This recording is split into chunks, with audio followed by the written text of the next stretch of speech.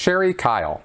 In lieu of the explosive exposure to the dark side of Scientology through websites and videos created by former members and the Scientology in the Aftermath series, it appears to me that Scientology is working harder than ever on their public relations efforts, i.e. their volunteer minister disaster relief efforts in Texas, Florida, and Puerto Rico, enhancing relationships with local police departments, hiring off-duty Clearwater police officers, working with various local police departments on drug awareness programs, etc. It seems they are working harder than ever to create the image of civic-minded, respectable do-gooders in the eyes of the public. Their goal is to have the public believe they are an asset to the community and victims of callous assaults. They are also an organization of tremendous wealth, which might be attractive to communities struggling economically. My question is, how much of an impact do you believe these enhanced public relations efforts will have, and do you believe city officials in Clearwater and elsewhere will turn a blind eye to the scandals in favor of the money they bring to the community? Hey Sherry, thanks for the question. All right. Yes, Scientology is definitely bumping up its ad budget to get ads on YouTube and various places like that. Social media, I see that, Twitter, that kind of thing.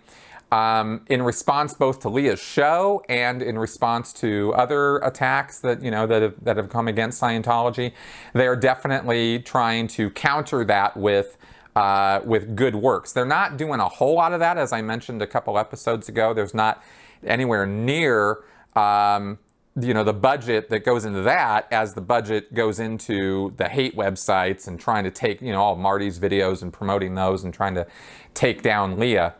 But they are trying, and I think that the reason for those efforts at trying to salvage some kind of PR, good face, I think there's a few reasons for that. I mean, I think that they are trying to reach some public, right, out there who might not have heard of Leah, might not have heard of their show, the Scientology in the Aftermath, right, might not have heard too much about Scientology, although with all of the exposure over the last few years, I think that's a very small number of people.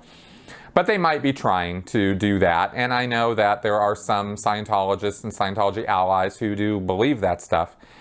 I think they're also doing some of that for the IRS, right? As I talked with Jeff this last weekend about, they have a problem, because if they are only known in the public sector, in the public world, by Leah's show and by the abuses that have been being exposed about it, then they're in their tax exemption could very easily be revoked if that was how it was thought that is how the Scientologists behave.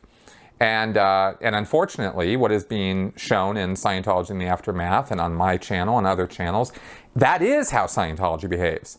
So we're not exaggerating or making stuff up, right? Those things, every one of those things that has been on Leah's show, those things happened.